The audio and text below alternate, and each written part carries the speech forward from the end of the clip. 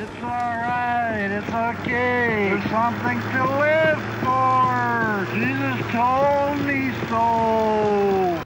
What's up, everybody? Back again with another quick video. This time I'm doing a comic book rant. It's been a while since I've done one of these, so I hope you enjoy it. As a beginning part, there are going to be spoilers. I don't know why you would be watching this video if you weren't privy to this information, as this has been the state of Marvel Comics for the past 6 years or so. So what am I talking about today? Ranting about Avengers versus X-Men. So let me get it out of the way. I love Marvel Comics. You can see the poster back there. I love the characters. I grew up with them. I also, grew up in a large portion of the 90s, so I had to deal with a lot of that shit. So I'm not exactly, none of this really surprises me, but at the same time, I'm just like, why the fuck are you doing this? So as a crash course, a couple of years ago, Marvel did an event called House of M. And it was basically the Scarlet Witch, who was an Avenger and a mutant, kind of went insane. And when that happened, she whispered, "No more mutants," and there were no more mutants. Or rather, there were 100 mutants on the planet. Shortly thereafter, the Avengers had a big event called Civil War. And it was basically the government, after a big accident, kind of wanted the superheroes to register their identities and everything like that and be controlled by the government. Iron Man was on one side, Captain America was on another, so they clashed. That culminated in Captain America's death. Now the problem with both of these events is neither one had, lasting implications. House of M had a more lasting impact than Civil War did, but the kicker of there being no more mutants, or the fact that Captain America died, shortly thereafter they started laying the groundwork for the return of Captain America and the birth of this first new mutant after this world where hardly anyone's a mutant. And I get that. Comics have always been like this. They kill a character, they bring a character back. They make a big decision, they, take that decision away. DC Comics recently had a reboot where they were basically like, the continuity is really bogging us down. We're just going to fucking start over. And they did, and I haven't read a lot of it, but it's okay. Marvel a couple of years ago tried to do a similar thing with the Ultimate Universe, but then that kind of got bogged down into it in and of itself, and it kind of got killed off, but it's still there. It's weird. Now, in between those two events, you had things like Secret Invasion, which was about the Skrulls kind of mimicking humans and superheroes and secretly taking over the world, and you had Fear Itself most recently, where Thor died, and then an issue later they started laying the groundwork for bringing him back. So, this is not a new thing, it is not a rare thing in comic books, but there's really a reason why this one in particular pisses me off. Now, I've taken a step back from comics over, the past 2 years. They've just kind of lost me, at least mainstream comics. I did read Fear Itself. I was not blown away by it. It's more of this, set up, big battle, over kind of thing. But I am not as familiar with this as a lot of people may be, but I do know enough to know that Avengers vs. X-Men is one of the stupidest fucking ideas they've had in a long time. So why is this idea so fucking stupid? Well, let's see. Hope, the mutant that was born in this post-House of M Marvel universe, is supposedly, the key to this future event. Now, from what they're saying, it's the Age of Ultron, which ironically they tried to do in a kids Avenger movie that my daughter really likes. But anyway, the future Age of Ultron. Now, if you know Cable, who was kind of like a reject 90s character and the spawn of Scott Summers and Jean Grey, I think, or something, he was in the future after everyone thought he was dead, but he comes back and he's like, oh shit, there's this Age of Ultron, and it's apparently because the Avengers did something to harm Hope. So he starts fucking going nuts and killing Avengers. Now that would be an okay setup in and of itself, but the thing is, at the same time, out somewhere in outer space, the Phoenix Force is coming back. Now, if you've ever read Marvel Comics, you know that the Phoenix Force, which is one of the stupidest fucking names in comics history, is the essence of the Phoenix that embodied Jean Grey and a couple others throughout the years.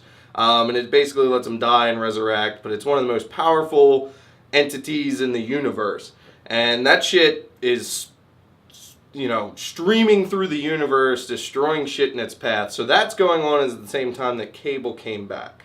Meanwhile, the Avengers got their own shit going on, because Cap's back, Thor's back, Fear itself just ended, there's some crazy shit happening. So the Avengers have their own crap going on. The X-Men for the past fucking 5 years have been like, oh god, there's no more mutants, hope, hope, hope, and everything like that.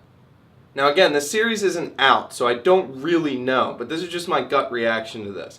But somehow, I'm guessing, the X-Men, being completely irrational, are like, oh fuck, Cable's back from the future, we gotta save Hope.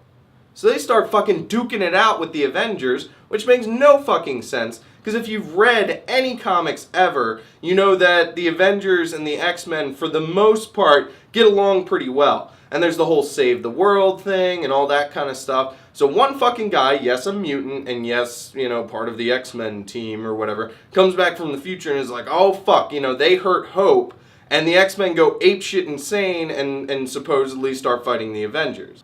Now, I'm not really sure where the Phoenix Force falls into play, but, you know, because that's a big X-Men thing and possibly universe-shattering repercussions, I would assume that, and while they're fighting, and the fucking Phoenix probably takes over Hope or something. That's my assumption.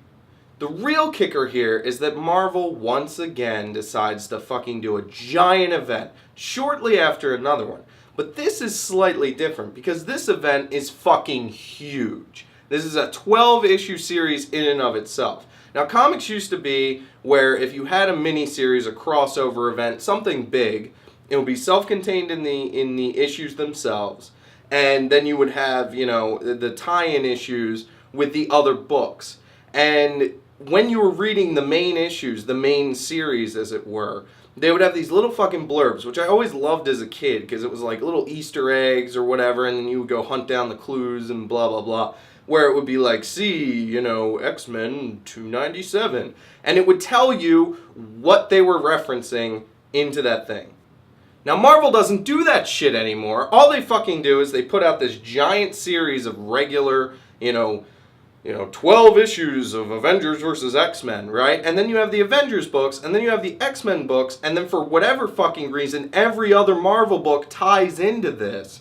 And they never make references between the two, because they fucking assume that you buy everything that they're churning out. Which again would be fucking fine, except comic books are $4 a pop now. And they're also releasing them a lot more frequently than they used to. So the big event comic may go on once a month. But throughout the course of the month, you're buying 10, 11, 12 books just to keep up with the fucking story.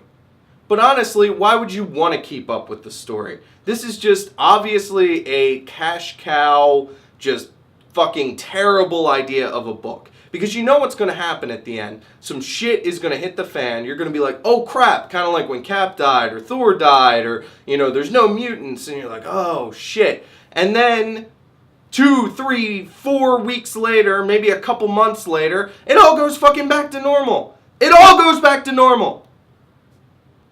The problem is this, because the comic books are so fucking expensive, you're not going to want to buy them as they come out. That's completely understandable. I haven't done it for fucking years. So you wait for the trade, and you wait, and you wait, and you wait, and finally the trade comes out. But the problem is, by the time the trade comes out, all of this shit has been resolved in one way or another. Or the story's progressed so fucking far that you're so behind in the story that any implications or you know, consequences from these fucking event books are already either taken care of or have such a solid framework for being taken care of that it's a moot fucking point. Now, as a kid and today, I don't want to see the Avengers fight the X-Men. There's no fucking reason. Now, besides, you know, having 2 action figures and it's like, oh, there's Cyclops and oh, there's Captain America and oh, boo, boo, boo, and then your favorite wins, there was no way where I wanted to see all these big teams fighting each other. And you know why? Because they were supposed to team up to fight some fucking huge, badass motherfucker that they can't beat on their own. And it's supposed to tie the whole Marvel universe together, not break it apart, break it apart. This is the dumbest fucking idea Marvel has had in a long time. This whole overarching like 10, 15 year thing where it's like you tear it apart, you build it up. You tear it apart, you build it up. And that's kind of how comics go. I understand that. You have these events, you have these major, catharsis moments for characters, and then something else happens. It's an ongoing thing. The problem is that they keep doing this, and the ideas keep getting worse and worse and worse. Again, let's go back to Civil War. Now, Cap was dead for 1 or 2 or 3 years. I don't know how long. But a couple months after Civil War, they were already laying the groundwork that there's Cap's fucking body, and, there may be a way to bring Cap back. House of M, same thing. No more mutants, and then a couple months later, you start seeing these little seeds about how, a mutant might be born. And I'm not a big XMen reader, but, fucking Sinestro's in it, and everybody's trying to do this shit, and you have Messiah Complex, and playing God, and all this crap. Now, the thing is, the House of M had a lasting implication in that almost every X-Men story for years after that has been around this central thing. But again, Civil War, that is not the case. Basically, Civil War is just, it was pretty cool while it lasted, and then it all kind of fell apart. It was an excuse to beat up Iron Man. It was an excuse to kill Captain America. You bring in Bucky for a while. He's fucking awesome. Then you kill him in Fear itself. You bring Thor back to life. He does all this shit. Then you kill him off. But then the very next fucking issue, you try to bring him back. I'm just done with it. I'm done with all of it. Here's what I'm going to do. I'm going to wait 5 fucking years. And then I'm going to buy all the trade paperbacks. And then I'm going to read it. And at that point, they'll be setting up for some other fucking event that's already happened because I didn't read it at the time. So then I have to go out and fucking read that. Oh, wait. No, I'm not going to do that because I'm fucking done. Marvel, get back to your tight storytelling. Hire good fucking writers. Or take the good writers you have and make them write good things. Not fucking tie everything together. Not make everything some giant fucking event that keeps going on and on and on. I realize comics struggled for so many years. But basically, stealing the money out of people's wallets with these mega events is fucking wearing us out. It's wearing all of us out. You're trying to get a new generation of comic book readers, which you're probably being very successful with the whole Disney thing, and the movie thing, and the toys, and the tie-ins, and that's fucking great.